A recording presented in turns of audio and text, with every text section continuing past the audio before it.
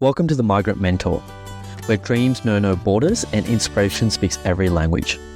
I'm Siraj, and together with my father, we're excited to bring you the powerful stories of migrant entrepreneurs who have ventured far from home to build their dreams. Our incredible guest today, Roy Cooke, was born and raised in Sri Lanka and embarked on a remarkable journey that took him from winning a scholarship to study in the US to earning an MBA from the prestigious Wharton School.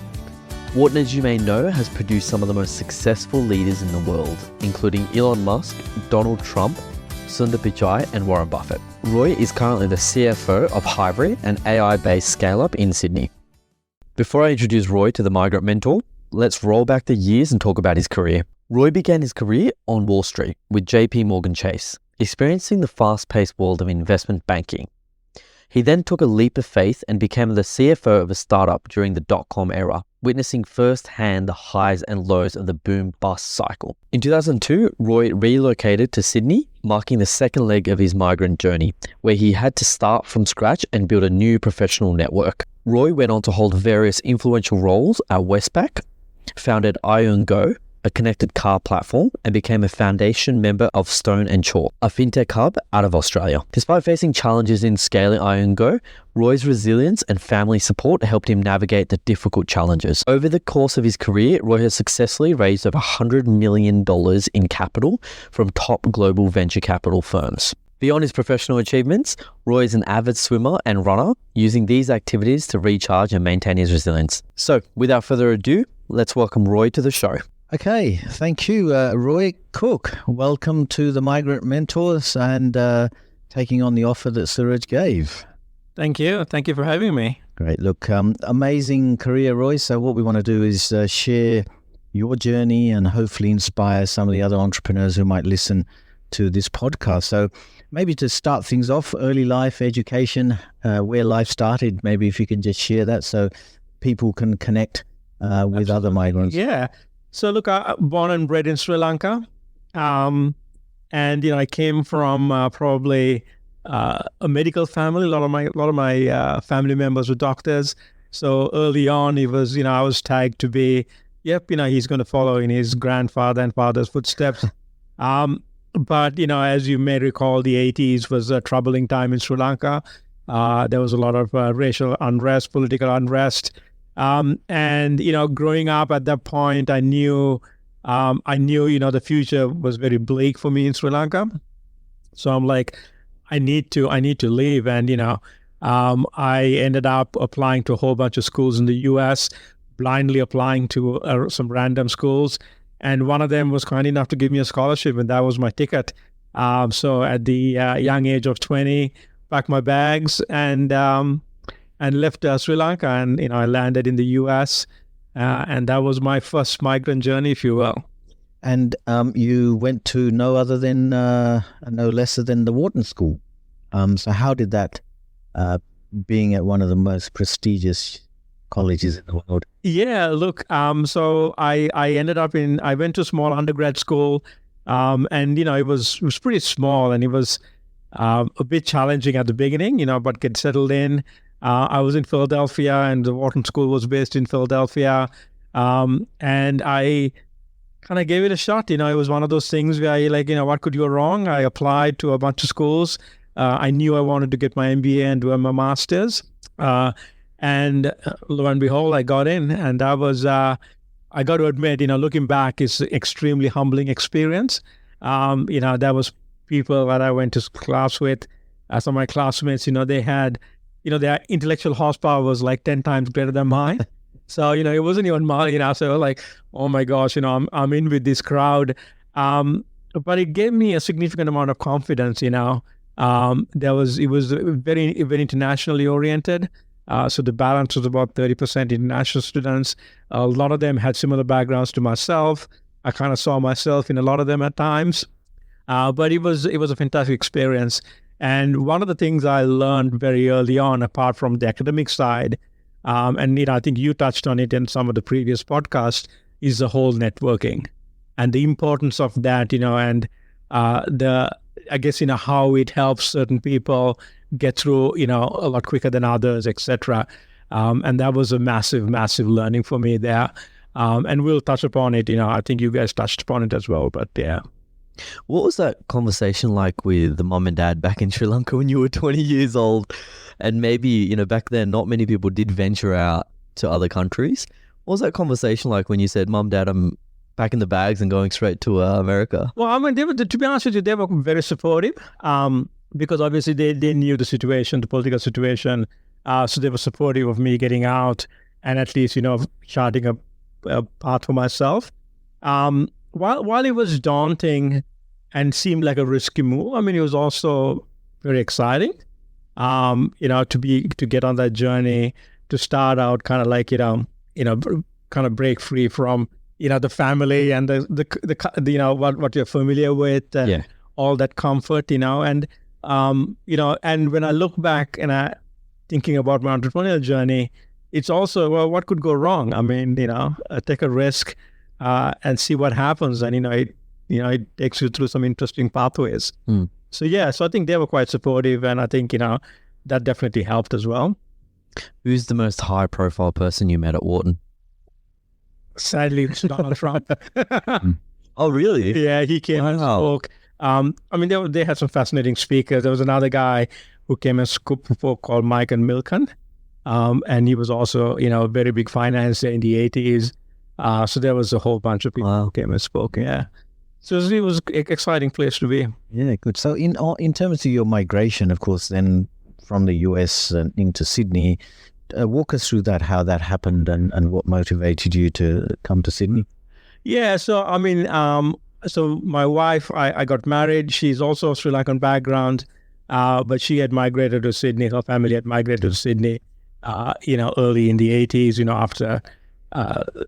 And so for me, it was a decision of, if we're going to start a family, all my family was still in Sri Lanka at that time. And, her family was in Sydney. So we said, well, we're going to start a family, got to be close to one of the grandparents. So we made, so we up stumps and moved out here. It was a big move for me on the professional side. On the personal side, it was easy one because obviously I had my wife's network here. But on the professional side, it was quite a big move. I didn't realize, it was only later that I realized how difficult it was. And that's often the case for many migrants, right, coming in fresh. And so we met in probably around 2002 at Westpac. That's right. We crossed paths there, yep. In the internet banking days, and I think that's where we first met. So tell us a little bit about that, from becoming a corporate person to, being involved in raising capital, or being involved in entrepreneurial journeys. So take us through that. Yeah. So, after business school, I spent a bit of time on Wall Street. And that was a good experience. But then, the dotcom bust happened. 9/11 happened in 2001. And, when we moved out here, it kind of felt like, the right time for me to leave the US and come to Australia. So initially when I came out here, I literally had zero network. I mean, there was two people I knew. One was a classmate from Wharton, another was an old friend from Sri Lanka. Yeah. So professionally, I had to rebuild my entire network and, kind of work out what is it that I wanted to do here. The market, obviously, in Sydney is significantly smaller than the US, and opportunities in banking were limited.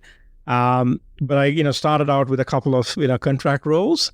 And then I ended up at Westpac. I met, there was a pretty interesting opportunity that popped up. I threw my hat in the ring and things worked out, got lucky, if you will. And one thing led to another, and I ended up spending almost 10 years at Westpac. And one of the things I liked about, the lessons that I learned from investment banking was I wanted to be much closer to the action. I wanted to be roll up my sleeves and get involved on the operational side of things.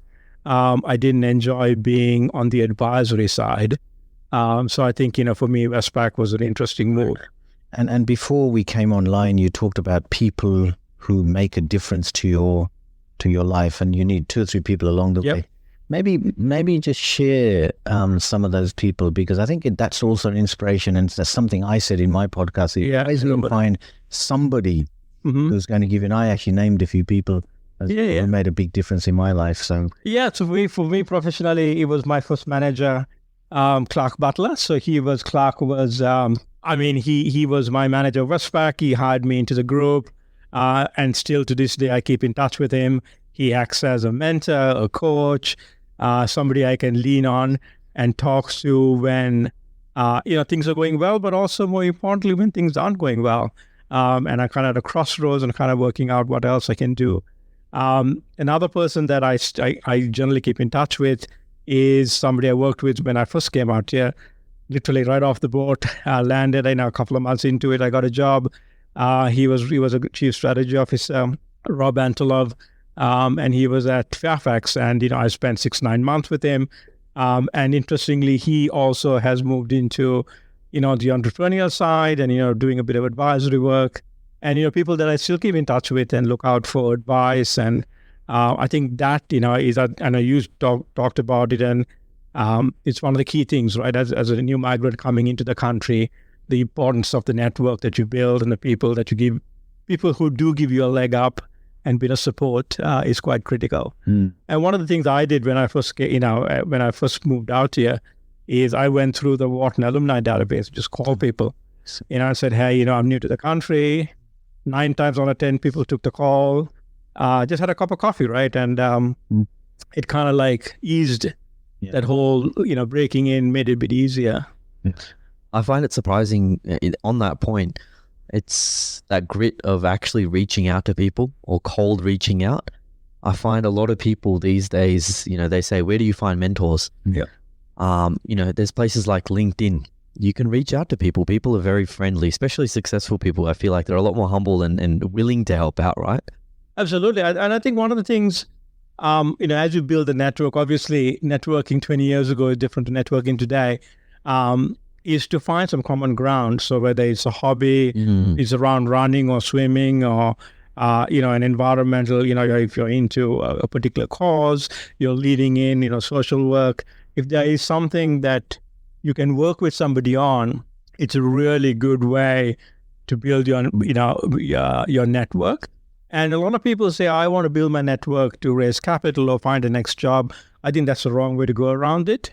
The more important way to say is, hey, I need to build my network. And, it can be a slow burn. It doesn't have to be, you don't have to do a whole bunch of it at the same time, but building that network over time and maintaining it and, expanding it, I think makes a lot of difference. And I think the social side of it is really, really important. I make a lot of my contacts through all of my temple activities, cultural activities, all these sorts of things. And you never know who you bump into. Exactly. Yeah.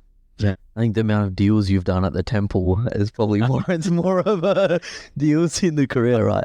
But it is that, right? It is that. Because they're all professionals, business people, and if you've got that knack of connecting with people, it's relationships. What makes it, right? And you start to build integrity with them, right?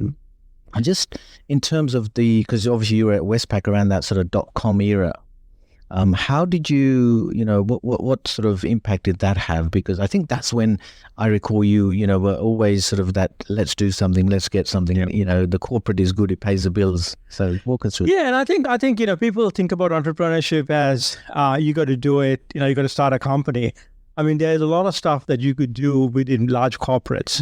And I think that's a side that people don't talk a lot about and doesn't get a lot of attention. So corporate entrepreneurship is interesting, particularly given in today's times where, the pace of technology change is accelerating. Corporates are also looking to adapt new technology. So, I think there's opportunities wherever you are to take the lead, to, do something creative, do something new. And I think, so for me, that's, I spent Westpac, as usual, every 2-3 years you got a new job, you did something different. So it was a great opportunity to get to know a lot more people, to learn more, try different things, and expand your skill set. And so moving on to I think it was your first venture, which was the Engo. Yep. And I think I met you when I was running the New South Wales government's minimum viable product fund, I believe. Exactly. Yep. Share with us what drove that. How did you come up with an idea? I mean, it was an excellent idea. You built it, raised capital, I believe. Walk us through that journey. Yeah, so I mean that came out of. I mean, I had spent about 10 years in the corporate space with Westpac, and I had left Westpac, and I kind of knew I didn't want to go back into another corporate role, and I was doing a bit of consulting work, and I came, and I had a bit of background when I was in the US. I did some work with some insurers, so I understood the insurance market, and I understood the importance of data. As it comes to underwriting, and for insurance companies, data is critical. And with this new IoT technology that was coming out, and connected cars was picking up, there's been some early wins in the US, and I knew that this was, this could have a massive impact, particularly with car insurance, in terms of getting your insurance based on how far you drive and how well you drive.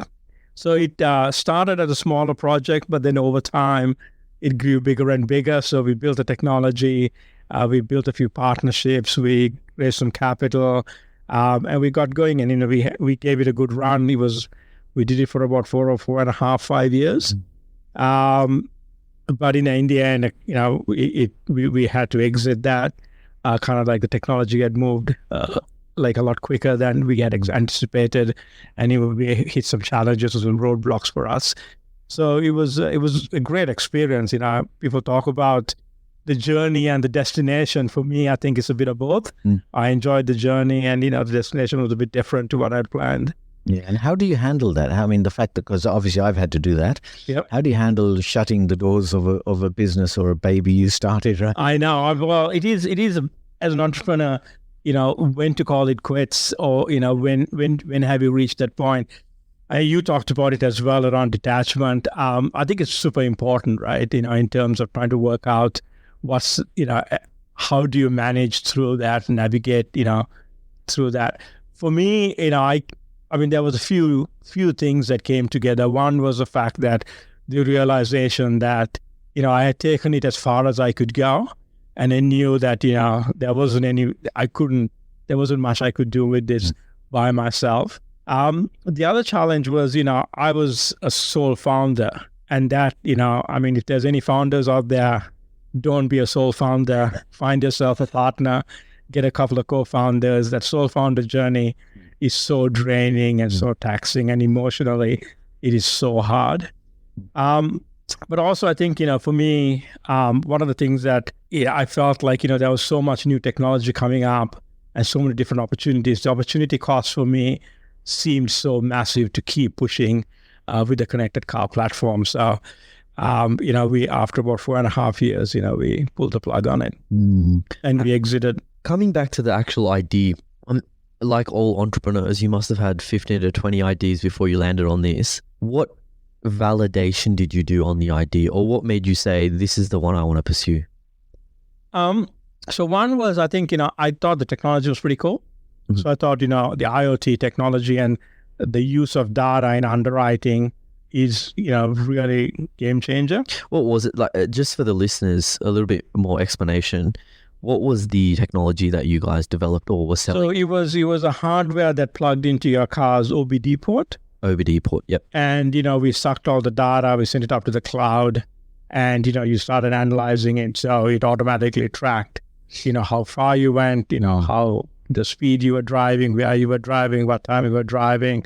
And there's a whole bunch of stuff that, that you can pull out, whether it's, crash detection, and there's, Wow. So there's a bunch of stuff that you could do, even, looking at, repairs and faults. And, we were chatting earlier about predictive analytics and prescriptive analytics. So once you have the data, you can drive a lot of value from it. And there was very valuable data. So I think that was the concept. And for me, I kind of realized that, data is critical for underwriting, and trying to leverage that. I kind of felt like, I've seen the technology take off in the US, and I knew the Australian market was a bit different.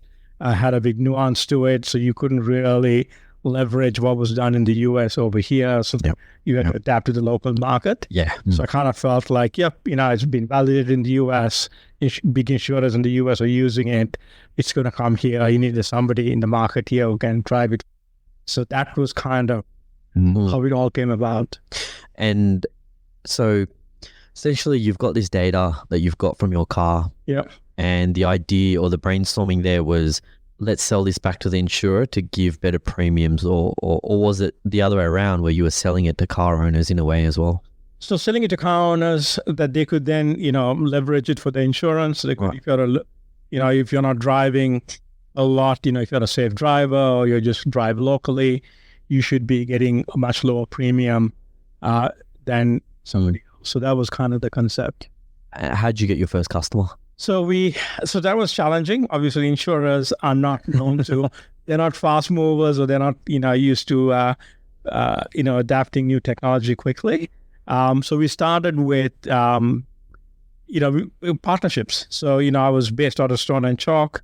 I was one of the foundation members there. It was a great time to be, in that period where a lot of innovation was happening in the fintech space. And through that network, we met all the insurers, we met all the used car providers, people in the car space. And we started, signing a few customers, particularly fleets, who wanted to use our technology for them. It was around safety. So they wanted to make sure that their staff was safe, that they knew where the cars were, and they could get better utilization of it. So different use case to what we had planned. But nonetheless, we got the technology out to a number of customers. Yeah, it's interesting because Dad and I were talking, back when he was trying to start businesses, it takes 6 to 8 months to start a business and make a sale. And nowadays, the insurance companies actually have their own venture arms, or they know that there's startups and founders out there that are building some great things. So they've got their own venture arms, or, there's X15 with Woolworths and things like that. So it's interesting that you can start a business or validate the business a lot quicker than when you guys were probably doing it, right? No, absolutely. And I think, a lot of companies have worked out that, having their own incubators or funds kind of helps, validate new technology, new ideas. And they want to do that outside their core business, right? They want to keep that on the side, see what happens, bring the learnings back into the big corporate, when it makes sense. But I think, everybody's kind of realized that they can't ignore technology and changes and how all that evolves the business case and business cycles. Roy, I remember this would have been before COVID. I think they had coffee on top of where Wynyard Station is, park up there. And I could tell that you were going through a tough time then. And obviously I didn't want to delve in too much at that time because I'd been through there 5 or 6 years earlier.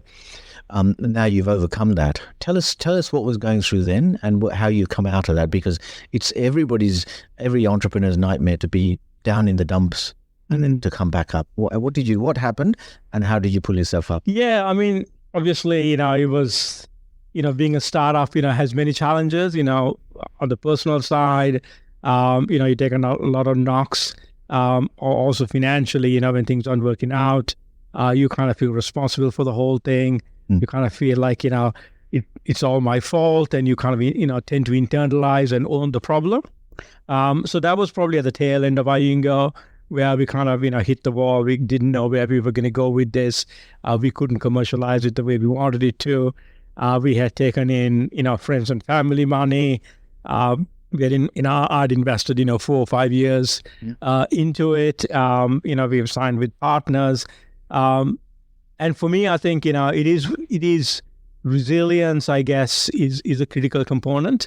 Just being able to understand, and you talked about a little bit of detachment as well, in your talk, is trying to get that balance right? So, as a founder, you feel like, no, I got to be resilient and I got to push forward, and, I can't give up on this dream. And, but then on the flip side, it is that, detachment, when do you let go of an idea? When do you feel is the right time? So there's no, each case is unique. Each person is different. But I think, one of the things for me is kind of, leaning on family, friends, and the support network that I had built, to kind of work out what's the best way forward. And you have to be open to feedback and ideas and, what people tell you, and you kind of say, okay, I'm going to make sense.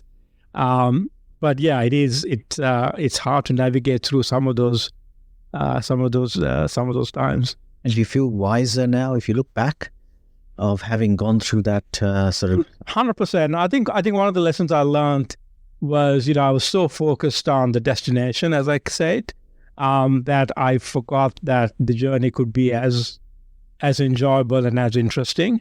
So for me, it was, how do I, what are the through the journey, what do you learn? What do you take out of it? You're reflecting, once you pass through that intense period, kind of like, okay, now what, now where? And there's so much that comes out of it, and you learn so much, you grow as a person, you kind of like, I think it's a fantastic, it's a great ride. It's a great ride. It's got its highs and its lows, some extreme highs and some extreme lows, but it's a fun ride. And one of the things I stress to people that I come across is enjoy the ride. The destination may not be where you anticipate it to be or want it to be, and it could change along the way. But as long as you kind of get some learnings out of it, you're enjoying what you're doing. That's a big part of it. It's a fine line between, well, not giving up, but giving in, right? And continuing something. We look at, Australian local story of Canva. Melanie Perkins, the founder, went to, I think it's 110 investors. Yep. They all said it's a crap idea, it's never going to work, and now it's worth $26 billion.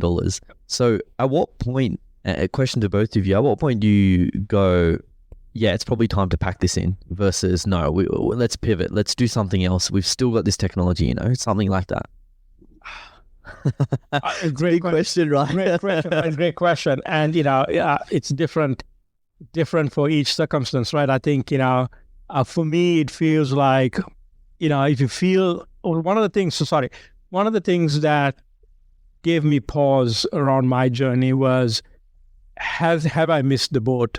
So has technology overtaken us? And, we were seeing electric cars coming out, we were seeing Teslas coming out. Yeah. And we kind of said, has that window closed for us to be able to launch and make a big impact? That was one. The second one was, I felt like, there was some big money, like all the auto companies, people like Google, Apple, they were all playing in the whole connected car space. And I kind of said, can't compete with that. I mean, they're going to develop their own market. They're going to create the market for themselves, right? Because they are such big players. So there were some of the things I was grappling with as I came to it. So for me, it's, if you still believe you're building something unique and the market's out there, then I think you can persevere and you can find the grit to get through it. But if you feel like the technology has evolved or it's something else is going to pop up, etc., that opportunity or the product or the market or the TAM is going to shrink very quickly. Yeah. Then you kind of say, look, I've had my chance, didn't work, time to pull the plug. And that would be something similar to say, if the market size was 100 million, Apple owned 98% of that, and there's only 2 million for more players, is it worth it versus a $200 billion market? Maybe there is enough for 15, 20, 30 companies similar. I agree. Yeah. I think you pivot a couple of times, and then you realize that things aren't going to happen. So it's a fail fast thing, right? Exactly. Rather than pumping your time, effort, energy, emotions into it, is to pick yourself up and say, I actually learned a lot, and like I did, write a book, and then move on to the next one, because you're now much smarter for the next one. And I think, sometimes, and I've spoken to other founders, and some, say, look, when you see the traction, you're getting good traction. Yeah. You feel it. If you're hitting brick wall after brick wall, then like, well, something's in the whole construction not working. Maybe the technology is not there. You don't have the funding. You don't have the customers. Maybe you're too early or too late. But I think that to me is another really good signal, because if people are seeing technology adoption, traction, they can always work out a business model to underpin that.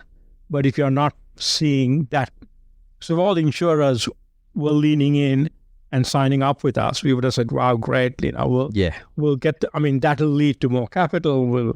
We can, I think then it'll give us more room to run. But this time it kind of felt like, nah, it didn't work. Okay. And so you obviously had to, close the doors. Very emotional time. And it's probably what 93% of entrepreneurs go through after maybe 2-3 years, if not earlier. You then moved on to obviously pay the bills and feed the kids. Exactly. So tell us how you felt when you had to obviously do that, right? So you had to leave your baby. Your fictional baby, not the real, not the real kids. Yeah, for me, one of the driving factors in the decision for me was, as I mentioned earlier, the opportunity cost. I feel like AI was the next new wave of technology, and I knew the challenges as a, kind of being a founder and, building something from scratch. So I joined Hivory. Again, Clark Butler gave me an introduction and I met the guys at Hivory. And they were a scale up, that was different. It was still in this, they were still pretty small. They were over 20, 25 people, but they were growing rapidly. They had expanded into Japan. They've gone into the US. They had just closed a funding round with Blackbird. And I felt like, hey, this could be equally exciting. Again, new technology, scaling it globally, and working as part of a bigger team, obviously 2025, and the team grew to about 100 people at one point. So it was, Wow. it was a different challenge, equally exciting, different journey. But again, being on the entrepreneurial journey, it was a different one and thoroughly enjoying it today. It's got its own challenges, but yeah, I think for me, it was I wanted to move into the whole AI space, because I thought it's proven out over the last 4 years, everything is AI and more AI coming, and being, playing in that space for me was a nice opportunity. And raising capital, because you've actually been central to that as CFO. Walk us through that, because obviously a scale up is different to a startup in terms of raising capital. So tell us that sort of difference between when you did it with Iingo and in doing it here. Yeah, raising capital, I did a bit of capital raising when I was in the US as well. Some of it is driven by market conditions. In the dotcom era, money was cheap. Everybody was raising money. I think we've gone, after COVID, it was a bit of a boom as well. There was a lot of capital sloshing around. And now, the market's contracted a little bit. When you're raising capital, one of the things is you got to know, you got to be able to be very clear-eyed about who you want to partner with, how much money you're looking to raise. There's got to be a plan that gets you there. And it's a lot easier to raise capital when you have a team, you got a product, you got early traction, all of that plays into it. And I think, the market kind of looks at those early signs around product market fit before, as you raise capital. For me as a founder, as a first-time founder, with Iingo, it was a lot challenging because, the technology, we were just at the MVP stage, needed a fair bit of capital to build it out. The early signals were kind of mixed, some good, some not so good. So I think, it really is, what have you to show for it to be able to raise capital. I always thought about the differences in raising capital in America versus Australia. We've all kind of raised capital in Australia. And I think with Australian VCs or even investors, I think they're a little bit more risk adverse. And I find that it's revenue first. Are you making money? Would that assumption be correct? Where in the US, it's more, you've got a logical idea, you've got a good go-to-market strategy, here's some cash. Yeah, I think that's fair enough. I think you've got to also take into account the Aussie market is significantly smaller. Than the US. So, having said that, Blackbird and some of the big VCs here have founded some, market-leading global companies like Atlassian, you recently talked about Canva. There are, Aussie unicorns, and I'm sure there'll be more that'll come up in the market here. I think in the US, they take a different approach in it, that they do fund ideas that are game changers, and they are willing to, put some early bets on some big moonshoot ideas that some of the local VCs may not be attuned to. But as the local VC market, grows and gets more mature, and, I'm sure there'll be people who play in that very early stage and, be willing to fund some of that. And then there'll be others who take a more safer approach, like you talked about, to fund stuff that they believe is going to, give the return. It's all where you sit on that risk reward curve, right? But you're right. I think the U.S. market, given it's bigger, the VC market is a lot more mature. They've been doing this for 30, 40 years. So there's, there are different people who play on the different part of the risk curve. So yeah, I think you're probably right. But I think the market here, I've seen it, and we all have seen it over the last 5-10 years. The VC market here and capital raising has changed dramatically for the better. It's a lot more players, a lot more money. The VCs have gone through a learning curve. The startups have gone through a learning curve. The ecosystems are a lot stronger. The amount of knowledge and information sharing is much better. So yeah, it's a lot easier to access the money if you have a valid idea, product, company, etc. concept. You've raised over 100 million in capital, so you definitely know what you're talking about with that. What piece of advice would you give entrepreneurs now if they are trying to raise capital today, in especially now economic environment? So I think in today's market, I think profitability and unit economics become a lot more critical. I think 2 years ago, post COVID, top line growth was probably the only indicator. As long as you have some traction, you have some revenue, top line growth was there, you would be able to raise money. But in today's market, VCs are less willing to fund cash burn. They are more willing to say, hey, if you've got a reasonably good path to profitability, that's important to us as well. So it's just not top line growth. Yeah. But at what point are you going to turn the corner and become profitable? Then we'll give you money to scale. If that makes sense, So I think that's today. I think both of them are important: growth and profitability. Previously, it was just top line growth. So that was a big shift for me in the last, 12, 18 months. Yeah. We've seen in the market, in the capital markets here. I think one piece of advice a VC gave me was work backwards on your pitch. So if, how are you going to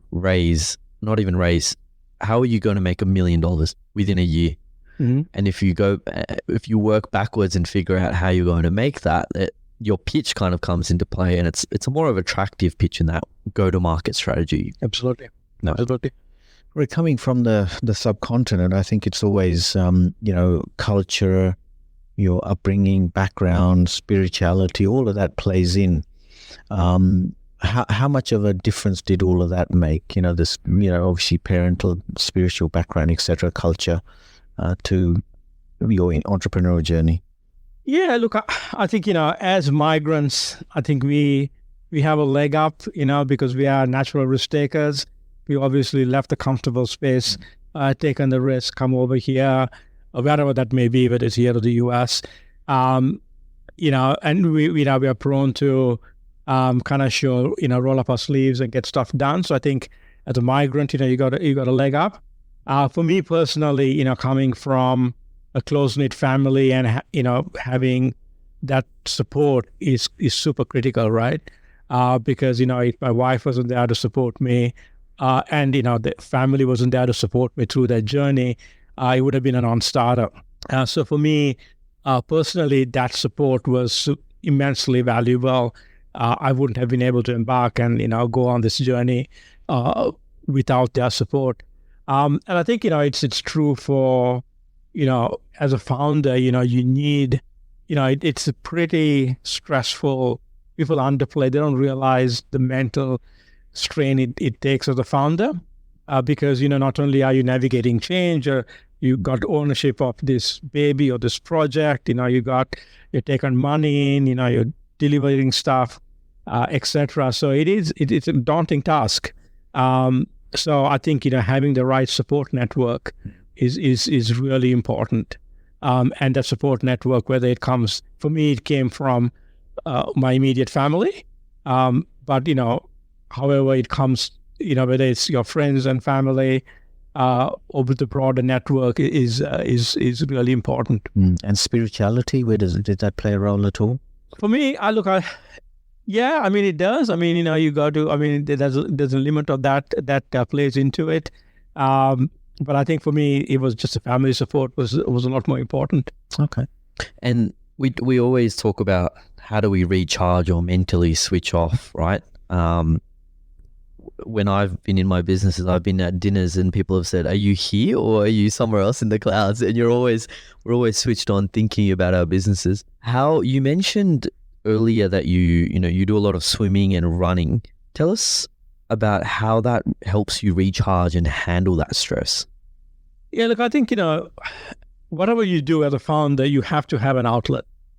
And, some people, look at spirituality or, they get involved in certain activities. For me, it was, physical exercise. To me, that was a great stress relief. I could switch off. It's physical activity is good. It kind of helps you reduce your stress levels, brings out all the good hormones and, it makes you feel better. Particularly when you had a rough day, and that positive outlook and the energy that you need to go and now solve a different problem or overcome a challenge. To me, I think that's probably the biggest. That was how I recharged. For me, it was running, and then more recently it has been swimming. And I think as founders, you got to be able to switch off. So whether people go camping, they go off the grid, for a week or 2 weeks, what have you. You got to do that, because if you don't find the space to do it mentally and time wise, you're just not going to be able to play the long game. You're just going to get burnt out, and that could, that's just not the way to do it. Yeah, definitely. And there's a lot more focus now over the last few years, around mental health and stress management and all of that. So I don't think all that is going to get. I think there's a lot more conversations happening about. I think it's just going to get. I think that the amount of stress founders go through isn't going to get less. It's just going to get more. I think the amount of changes happening and how you navigate through all of that is going to create a lot more. Yeah, it's a great point. The term self-care has really come into play, right? And I think it's great for humanity in general, because we're learning more about ourselves as well. Well, but one of the things is, I think, as migrants, we, certain cultures tend to underplay it or not talk about it. Yeah, I think that is true. a big issue. That I think it is important that, people recognize it, deal with it, and manage it. Otherwise, it could have negative consequences. Yeah, the cultural aspect's a big one, because we're not used to the word therapy or psychologist and things like that very readily. But yeah, definitely. Good. Great. Roy, any questions for Dad or myself? We'll switch it back on you. Yeah, look, I think this is a fantastic team that you guys came up with, Migrant Entrepreneurs.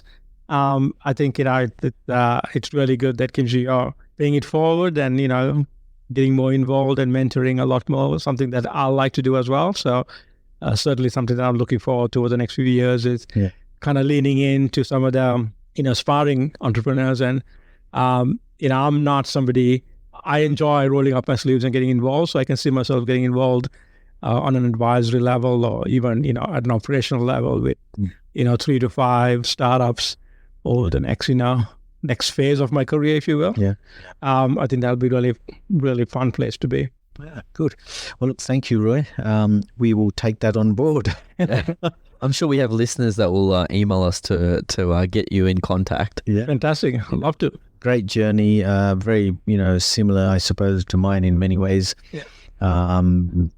Obviously, a lot more successful then No, I'm not AJ. it's a similar journey, and Yeah. it's a great insights. I'm sure that the listeners will really thoroughly enjoy listening to your thoughts. But thank you for coming over this evening. Thank you for having me. A pleasure. Awesome. This recording was made possible by the Hills podcast and video studio located at Bella Vista Hotel.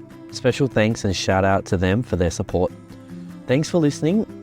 Until next time, keep dreaming, keep striving, and remember that your journey is what makes you unique. This is Siraj signing off from the Migrant Mentor podcast. See you on the next episode.